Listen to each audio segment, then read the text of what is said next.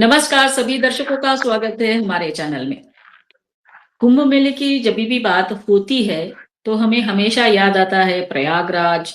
या फिर नासिक, जहां पर हमेशा कुंभ मेला का आयोजन होता है। और इस लास्ट ईयर हमने देखा कि कितना बड़ा आयोजन कुंभ मेला का हुआ। लेकिन क्या हम ये सोच सकते हैं कि केरला जैसे राज्य में, जहां पर लेफ्टिस्ट गवर्नमेंट है, लेफ्टिस्ट माइंडेड लोग ज्यादा है, ऐसी जगह पर भी कुंभ मेला हो रहा है और वो कहलाता है दक्षिण का कुंभ मेला। और इसकी चर्चा होनी बहुत जरूरी है और इसीलिए हमने आमंत्रित किया है हमारे विशेष अतिथि एडवोकेट पंकज जोशी जी। सर, आपका स्वागत है वंस अगेन। जी नमस्कार मैडम और आपके सभी व्यूअर्स के लिए बहुत-बहुत नमस्कार। सर, आपने भी पढ़ा, मैंने भी पढ़ा और इसलिए ये विषय आज चर्चा के लिए लिया। और ये ज्यादा से ज्यादा लोगों तक पहुंचना चाहिए क्योंकि कुंभ मेला बोलते ही हमारा जो उत्तर भारत है उसका चित्र सामने आता है। लेकिन दक्षिण में केरला जैसे राज्य में ये कुंभ मेला हो रहा है, तो सर इसका कारण क्या है, कैसे हो रहा है, क्यों हो रहा है? जी, केरल का ये जो कुंभ जो मेला है और ये अपने आप में अभूतपूर्व है। हालाँकि इसको ये ऐसा पहली बार हो रहा है कि इसको जो संज्ञा दी जा रही है वो कुंभ मेले की संज्ञा दी जा रही है। और इसको वहाँ पर जो जिस नाम से हो रहा है वो महामंगम जो नाम है इसका, ये जो नाम है वहाँ की केरल की भाषा में मलयालम में और पुराने रूप में इसको ममंकम जो है उसको जो रिचुअल्स है एक तरह से और उसी का रिटर्निंग कि किस तरह से ये वापस जो है उसका स्वरूप जो है वो लौटेगा और ये है और उसमें क्योंकि वहाँ पर कई इस तरह की चीज़ें हैं तो वो एक तो उसमें नई काफ़ी चीज़ें जोड़ी हैं वहाँ उसमें ऐड की गई हैं तो उसके कारण और तो वो केरल के लोग ये या वहाँ के लोगों को लगता है कि ये एक बड़े स्वरूप में जिस तरह से भव्य स्वरूप में, दिव्य स्वरूप में जिस तरह से मनाया जा रहा है, तो ये एक तरह से कुंभ जैसा वहाँ पर उस स्थान को एकदम उस जगह की शोभा बढ़ा रहा है। तो इसी कारण इसको उस संज्ञा से कहा गया है और निश्चित तौर पे और ऐसे संगम और अलग-अलग स्थानों पर होते हैं, तो निश्चित तौर पे ये एक हमारी ट्रेडिशन को बढ़ाने के लिए और आपस में हिंदू यूनिटी को बढ़ाने के लिए और अपनी सोल और बॉडी को जागृत करने के लिए निश्चित तौर पे ऐसे भव्य और दिव्य आयोजन होते रहें और जैसे माँ गंगा के तट पर माँ गंगा, यमुना और माँ सरस्वती के तट पर जिस तरह से प्रयागराज में कुंभ होता है और उसी तरह से ये जो कुंभ जो है ये वहाँ की जो भरत पूजा रिवर जो है उस पर हो रहा है। तो ऐसे ही हम सभी दिव्य नदियों को अपनी क्योंकि हम सभी माँ के रूप में नदियों को मानते हैं, पूजा करते हैं। तो इन सभी पर जो है हम सभी उनकी पूजा अर्चना करते हुए अपने अपने रूप को, स्वरूप को, अपनी आत्मा को एक जागृत अवस्था में लेके जाएँ। तो यही इन सभी आयोजनों का तभी सार्थकता है और निश्चित तौर पे इससे जो हमारे अंदर एक जो मानसिक शांति और सुकून जो जिसकी एक अनुभूति होती है, ये बाकी जनता का भी कहना है। तो निश्चित तौर पे इन सभी और जो भी और वहाँ के लोग हैं, व्यक्ति हैं, श्रद्धालु हैं और वहाँ के जो अखाड़े जो जूना अखाड़ा है क्योंकि उन्होंने काफ़ी इसमें अपना सपोर्ट किया है। सेवा भारती है जिन्होंने इसमें अपनी तरफ से काफ़ी कार्यकर्ताओं को और स्वयंसेवकों को लगाया है तो और उन सभी के लिए बहुत-बहुत मैं उनकी कठोर मेहनत के लिए और उसके लिए शुभकामनाएँ भी देता हूँ और वहाँ उस प्रदेश के सभी श्रद्धालुओं को भी बहुत-बहुत बधाई देता हूँ और ये इस तरह के आयोजन लगातार हों, निरंतर हों क्योंकि वहाँ की जनता की भी यही डिमांड है कि ऐसा वो देख रहे हैं तो आगे वो लगातार इस तरह से हो तो ये निश्चित तौर पे एक अभूतपूर्व आयोजन है। ये सर, सर जैसे आपने बताया कि जो नदी है जिसके तट पर ये कुंभ मेला हो रहा है वो है भरतपूजा और वो दक्षिण की गंगा कहलाती है। लेकिन सर ये जो कुंभ मेला है वो 250 वर्ष के बाद हो रहा है। तो सर ये 250 वर्ष के बाद कैसे हुआ, क्यों इसको रोका गया था? देखिए जो जैसा कि 200 ये जो आयोजन जो है क्योंकि जैसा कि हम कहते हैं कि लगातार हिंदू समाज में इस तरह के तीर्थ त्योहार और अलग-अलग आयोजन ये लगातार इस तरह के के एक दूसरे से उसमें चलते रहते हैं। लेकिन जहाँ पर्टिकुलर इसकी बात है तो ये कहीं न कहीं उस रूप में मनाया जा रहा था लेकिन इसको क्या है एक हिस्टोरिकल एक एंगल देने का प्रयास किया जा रहा था कि एक एक इस तरह की एक एक एक परफॉर्मेंस है मतलब एक प्रक्रिया है उसमें जो 2 राज्यों के बीच में जो संघर्ष है और होता है और उस संघर्ष के बीच में जो बैटल में युद्ध जीतता है उसको अगले 12 वर्ष के लिए और उस सप्ताह को यानी कि जो क्षेत्र है जो भरत पूजा जो रीजन है उस क्षेत्र पे शासक एक तरह से वो जो सत्ता जो है उसका उनको मिल जाता है कि आप यहाँ के शासक रहेंगे और जो सारी जो चीजें हैं व्यवस्था वहाँ रहेंगी और इन सभी विचारधाराओं में वो इस बात को भी क्योंकि उन्होंने इसको एक पॉलिटिकल जो सिंबलिज्म जो दिया वो एक तरह से एक रूलिंग उसके तौर पे दिया ना कि एक इसको एक हिंदू यूनिटी के रूप में या ना कि एक जो एक कल्चरल एक आइडेंटिटी रहती है जिसके कारण कि हम एक दूसरे से कनेक्ट होते हैं या अपना खुद का एक डिवोशन जो होता है जिसके कारण हम एक इनर पीस की फीलिंग महसूस करते हैं तो ये सारी चीजें जो होनी चाहिए वो नहीं हो पाई और इसके कारण जो है वो कहीं ना कहीं जो लोगों के अंदर एक जो फेथ था जो एक रिलीजन के कारण एक आ पाता है वो नहीं आ सका तो और जो अब जो इसका जो आया है वो एक जो कल्चरल जो इम्पैक्ट जो है वो जो एक हेरिटेज जो एक हिस्टोरिकल जो एक हेरिटेज है उसकी जगह एक अब एक हिंदू कल्चरल एक जो हेरिटेज होती है वो आनी चाहिए तो वो इस बार के इस आयोजन से लोगों को ये महसूस होने लगा है क्योंकि पहले इसे एक तरह से सेकुलर वे में मनाया जाता था उसमें सभी थोड़ा-सा जो भी प्रोग्राम होते थे उसमें क्रिश्चियनिटी के लोग जो थे वो भी ज़्यादा रहते थे, मुस्लिम भी लोग ज़्यादा रहते थे। लेकिन इस बार जिस तरह से हिंदू फ्लैग्स जो हैं वहाँ पर वो लगे हैं प्रॉपर वे में और जो वहाँ पर भगवान राम और जो भगवान शिव और भगवान ब्रह्मा के जिस तरह से बड़े-बड़े कटआउट लगे और उसको एक स्वरूप जिस तरह से मतलब उसमें आयोजन में एक वो व्यवस्थाएँ जिस तरह से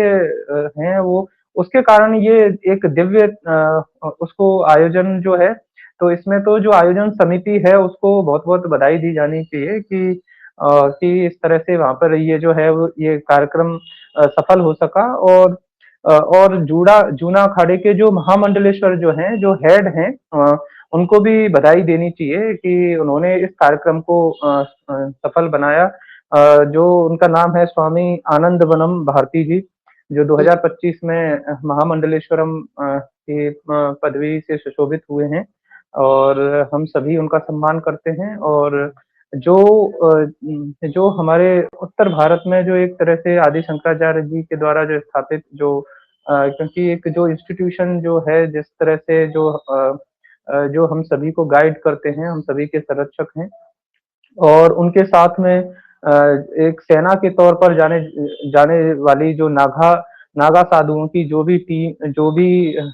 है जो भी हमारे साधु हैं क्योंकि वो सभी भी ऐसे भव्य आयोजन के क्योंकि उनका एक विशेष महत्व रहता है तो और जो स्वामी जी हैं वो भी वहीं वहाँ पर उनके नज़दीक ही वहाँ पर त्रिशूर जो उनका नेटिव प्लेस है वो जो पड़ोसी जिला है और ये निश्चित तौर पे उनकी एक तरह से हम कहेंगे कि एक कर्मठता है कि उन्होंने यहाँ कम से कम अपने गृह राज्य में जाके इतना भव्य और दिव्य इस तरह का ये आयोजन में जो उनकी उनकी सहयोग से ही ये हो सका है। तो निश्चित तौर पे और इसमें जो पुरानी जो रिचुअल्स हैं वो तो सारी हो ही रही हैं। इसमें एक जो आरती जो एक जिस भव्य रूप में जिस तरह से गंगा आरती होती है या यमुना आरती होती है तो उसी रूप में एक एक हिंदू यूनिटी को और अवेकनिंग करने के लिए जिस तरह से ये है क्योंकि वहाँ पर वो उसे नीला आरती कह रहे हैं कि ये अपनी लैंग्वेज में कि जिस तरह से उत्तर भारत में वहाँ पर नदी गंगा जी के क्योंकि हरिद्वार में भी ऋषिकेश में भी इसी तरह से जो भव्य आरतियों का जो आयोजन शाम के समय होता है तो उसी तरह से इस भरत पूजा नदी पर भी जो आयोजन हुआ है तो ये पहली बार इस तरह का आयोजन हो रहा है और इसके कारण वहाँ के सभी महिलाएं हैं, बच्चे हैं, निश्चित तौर पे वो सभी जो वहाँ के निवासी हैं, वो इससे बड़े प्रसन्न हैं और जब निश्चित तौर पे ये इस तरह के कार्यक्रम आगे होते हैं, तो कहीं न कहीं जो है वो जनता की भावना एक समूह के रूप में निश्चित रूप से विकसित होती है। ये स तो जैसे आपने बताया कि महाआरती वगैरह हो रही है सर, लेकिन सर इसमें एक बात और मैं ऐड करना चाहूँगी कि ये जो है ये मेला ऐतिहासिक था, लेकिन मध्ययुगीन काल में, युद्ध काल में भी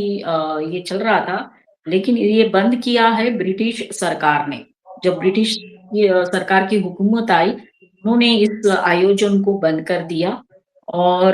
फिर इसके बाद अभी 250 साल के बाद फिर से ये महाकुंभ का आयोजन वहाँ हो रहा है। तो सर ये एक बहुत बड़ा पीरियड है सर, 250 इयर्स। हम 1947 में आज़ाद हुए, उसके बाद भी ये चालू नहीं किया, तो ये सबसे बड़ा आश्चर्य है। और जैसे हमने बताया कि जो लेफ्टिस्ट मानसिकता वहाँ पर है, या फिर हम कह सकते हैं जो सनातन विरोधी है, उन्होंने भी इसका विरोध करते हुए इसको जारी नहीं रखा सर, ये बहुत बड़ी आश्चर्य की बात है। हुँ। देखिए जितना जो वहाँ के जितना मैंने मीडिया के माध्यम से जानने की कोशिश की या वहाँ हिस्टोरियन जो इतिहासकार हैं गुरुकुल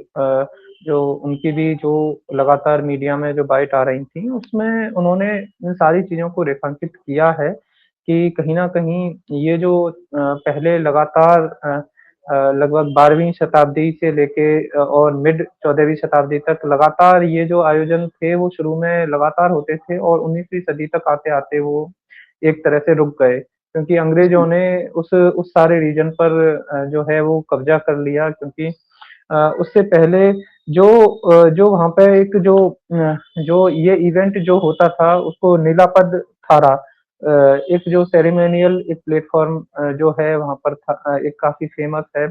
और वहाँ पे लगातार जब ये जैमोरिन ऑफ कैलीकट और वेलुपंडू जब 2 राज्यों के बीच में उस स्टेट के लोगों के बीच में आपस में जब वो वहाँ पर उस परफ़ॉर्म करने आते थे, तो वहाँ पर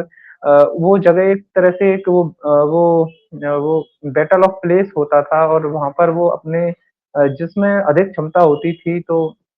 उसको वो सँभालने का मौका मिलता था और उसमें जहाँ तक एक तरह से मर्चेंट के रूप में जो मुस्लिम भी थे, जो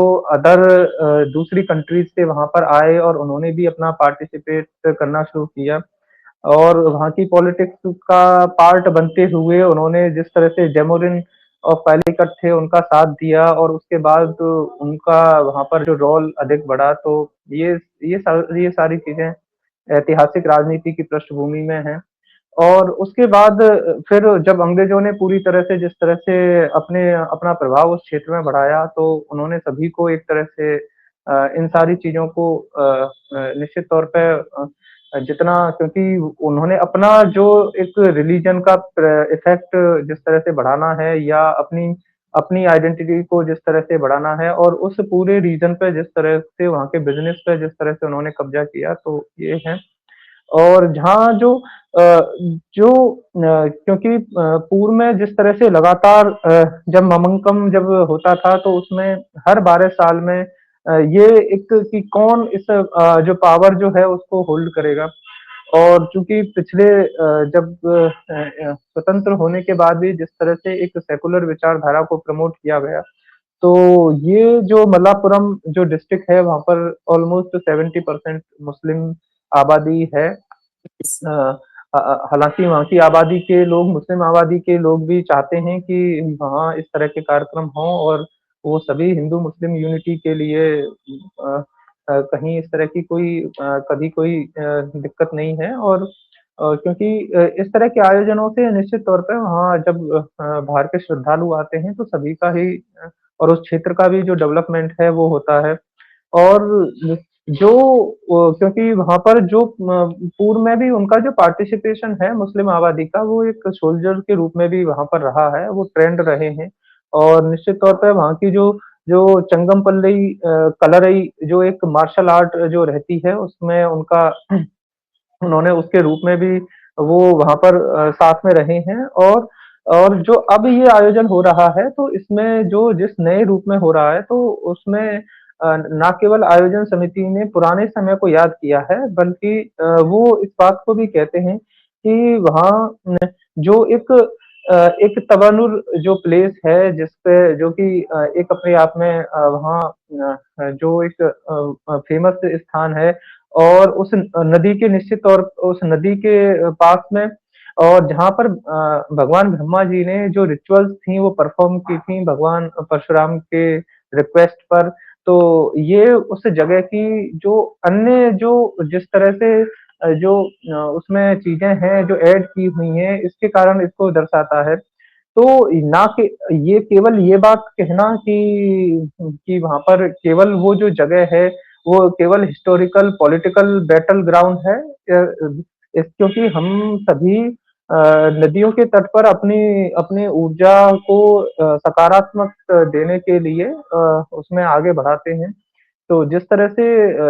इंग्लिश हिस्टोरियनों ने जिस तरह से एक उसको तोड़ा-मरोड़ा और उसके बाद वामपंथी इतिहासकारों ने जिस तरह से उसे आगे बढ़ाया, तो उसमें केवल एक एंगल को ही महत्व देना कि राजा लोग आपस में लड़ते थे और उन्हें केवल संघर्ष से मतलब था और वो जनता की भलाई के लिए नहीं थे। तो ये केवल उस एंगल को की पे ही ज़्यादा फ़ोकस करना ये ठीक नहीं है क्योंकि हर हर राज्य के अपने-अपने सांस्कृतिक पहलू होते हैं। और और जिस तरह से जो कुंभ जो है हमारे देश के 4 मुख्य स्थानों पर प्रयागराज हो, हरिद्वार हो और उज्जैन और नासिक हो, जिस तरह से इन 4 स्थानों पर रहता है, तो वो कहीं न कहीं जो जुपिटर की का जो ऑर्बिटल पीरियड है, जो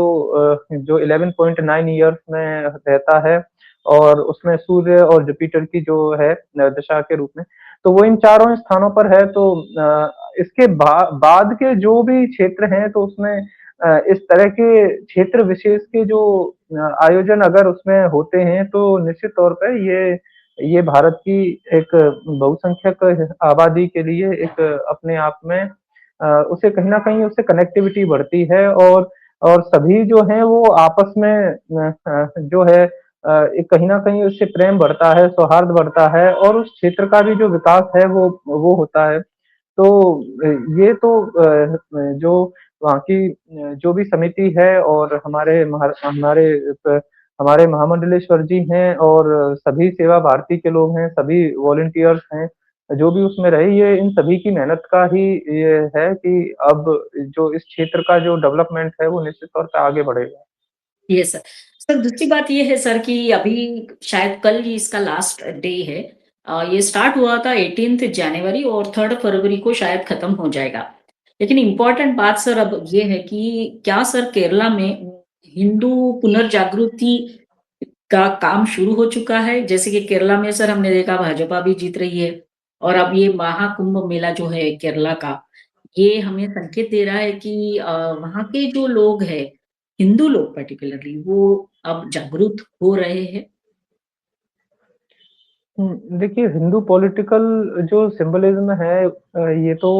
चाहे कोई भी आयोजन है अ, इसको एक तरह से मार्क्सिस्ट लोग इस बात के लिए ज़्यादा चिंतित रहते हैं कि हिंदू जग रहा है। ये सभी इस तरह के आयोजन होते हैं जहाँ पर जो एक आत्मा को शांति जिस तरह से मिलती है क्योंकि जब आप किसी होली रिवर में जब आप डिप करते हैं और उसके बाद आप मंत्रों का उच्चारण करते हैं तो आप अपने आप को स्वयं से कनेक्ट करते हैं। इस तरह से ये किसी अन्य पंथ या अन्य धर्म या किसी अन्य दूसरे देश से किसी भी संघर्ष का प्रतीक तो ख़ैर नहीं हो सकता है। इस बात को दूसरे लोग भले ही इस बात को नेगेटिव वे में ले सकते हैं, क्योंकि हमारे यहाँ का जो समुदाय एक स्वस्फूर्त जब प्रेरणा से इस तरह के आयोजनों में शामिल होता है, क्योंकि जब विदेश के लोग इन इस तरह के आयोजनों को देखते हैं, तो वो कहते हैं कि इस तरह का आयोजन अगर हमें हमारे यहाँ कराना हुआ, तो हमें करोड़ों-करोड़ों रुपया केवल एडवर्टाइज़मेंट में ही खर्च करना पड़ेगा, और उसके बाद भी हम इतने अनुशासन से और इतनी सुव्यवस्थित तरीके से जहाँ पर, और उसमें भी हम पता नहीं कितना सारा क्राइम हो जाए, और इस तरह के विशाल आयोजन हमारे यहाँ इतने इन सभी जो भी हमारे यहाँ पर अनुशासित श्रद्धालु होते हैं, उनकी उनके स्वयं की ही अ, उससे भावना से हो पाते हैं, क्योंकि प्रशासन और पुलिस तो कहाँ तक किस-किस का की संभाल सकती है। तो ये तो जो हिंदू जितने भी इस तरह के आयोजन होते हैं, उन सभी में एक इतना अनुशासित और होता है, और उसके कारण कहीं न कहीं ये सभी आयोजन सफल हो पाते हैं। तो और जहाँ तक पॉलिटिकल सिम्बोलिज़्म की बात है, अगर किसी दूसरे लोग इस तरह से हैं, तो इस पर तो कोई दिक्कत होनी नहीं चाहिए, ये तो गर्व की बात है। कि अगर इतने सारे लोग बिना किसी भेदभाव के या बिना किसी एक-दूसरे पे टीका-टिप्पणी किए, और एक साथ सभी के लिए माँ आशीर्वाद के रूप में सभी हिंदू माँ के लिए तो बच्चे के समान हैं, तो और सभी का आशीर्वाद अगर एक समान है, तो इसमें कहीं कोई ये तो एक अच्छी बात है, और हमें तो गर्व होना चाहिए कि इस तरह के जो आयोजन हैं, वो हिंदू समाज कर पाता है, और जहाँ पर कहीं भी किसी पर जहाँ कहीं किसी को एक-दूसरे से मतलब छोटा या बड़ा नहीं समझा जाता है, और अपनी-अपनी आप स्वयं को अपने प्रभु से कनेक्ट वहाँ पर उस तट पर रखकर और अपने आप को कर सकते हैं। तो ये सभी ये तो एक भव्य रूप है, दिव्य रूप है, और प्रकृति से जुड़ने का निश्चित तौर पे, क्योंकि अगर हिंदू समाज जागृत है, तो कहीं न कहीं प्रकृति का जो संरक्षण है, इस नदी के बारे में भी कहा जा रहा है कि वो जो है एक बड़े ही वहाँ क पिछले कई वर्षों तक लगातार उस जगह की जो सैंड है, उसका दोहन हुआ, और वहाँ के जो मिनरल्स हैं, उनका दोहन हुआ, और इस तरह के आयोजन अगर होंगे, तो निश्चित तौर पे उस जगह का जो संरक्षण है, वो होगा, और उसके बाद प्रशासन भी उस जगह को एक एक तरह से कहीं न कहीं वो इम्प्रूवमेंट करेगा, अन्यथा ऐसी सारी जगह जो होती हैं, वहाँ वो कहीं न कहीं जो भी सैंड माफिया होता है, या लैंड माफिया होता है, या अलग-अलग तरह के जो भी हैं नोटोरियस लोग, वो उस जगह को एक तरह से अपने उसमें कब्ज़े में ले लेते हैं, तो फिर अगर केवल वो सीज़नल रूप में इस समय नदी है, तो किस तरह से उसे और आगे रेजुविनेट करें। तो अगर इस तरह के आयोजन होंगे, तो निश्चित तौर पे सारा समाज जो है वो जुड़ेगा, और उस नदी का जो विकास है, वो भी निश्चित तौर पे हो सकेगा। तो अगर हिंदू समाज जागृत हो रहा है, तो कहीं न कहीं प्रकृति का भी जो संरक्षण है, वो निश्चित तौर पे होगा, और उसी से उस जगह की जो क्योंकि अगर इस तरह के आयोजन ही नहीं होता, तो हम चर्चा ही नहीं करते। यस। तो पूरे विश्व में एक और हमारे भारत का एक और स्थान का जो है वो महिमा बढ़े, और उसका स्वरूप बढ़े। तो और हम भी उस स्थान पे जाके नमन करके आएँ, तो ये हम सभी चाहेंगे। तो इसी रूप में मैं इस इन सारी चीज़ों को देख सकता हूँ। Yes sir. और इसी रूप में सर हमको देखना भी चाहिए, क्योंकि जितने भी उत्तर भारतीय ये 4-5 नाम हमारे हैं, जैसे कि प्रयागराज, हरिद्वार, उज्जैन, नासिक, ये नाम हमें पता है कि जहाँ पर कुंभ मेला आयोजन होता है। लेकिन अब केरला का जो ये महाकुंभ मेला है, वो सभी तरफ उसका नाम जाए, सबको पता हो, क्योंकि अभी तक जो जानकारी आ रही है, 10 लाख से ज़्यादा लोगों ने वहाँ जाकर स्नान किया है पवित्र नदी में। तो ये बहुत बड़ा एक संकेत है बदलाव का, और जो मानसिकता है उसका भी।